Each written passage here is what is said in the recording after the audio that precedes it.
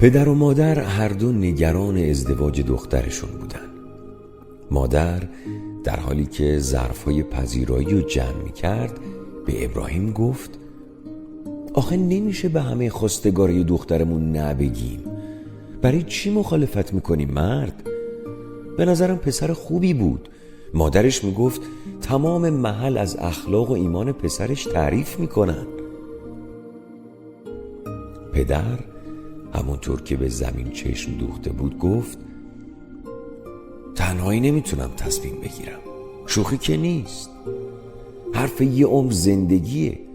باید با امام جواد علیه السلام مشورت کنم. مادر لبخندی روی لبش اومد و سکوت کرد.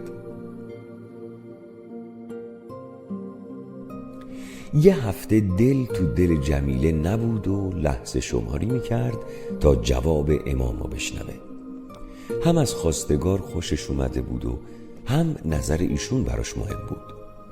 از صبح که قاصد برای پدرش نامه آورده بود آروم و قرار نداشت.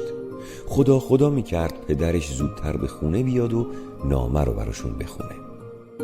صدای در اونو به خودش آورد.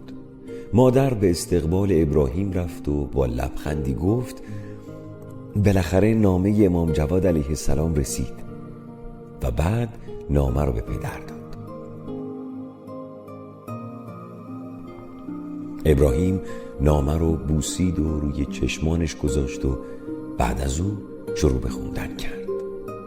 امام نوشته بودن اگر خواستگاری برای دختر شما آمد و اخلاق و دیانت او مورد رضایت شما بود با ازدواج آن دو موافقت کنید. اگر چنین نکردید و پسر و دختر مجرد باقی ماندند در جامعه فتنه و فساد بزرگی به وجود می آید. ابراهیم نامه رو بست و به همسرش گفت اگه برای جواب اومدن بگو مبارکه انشالله.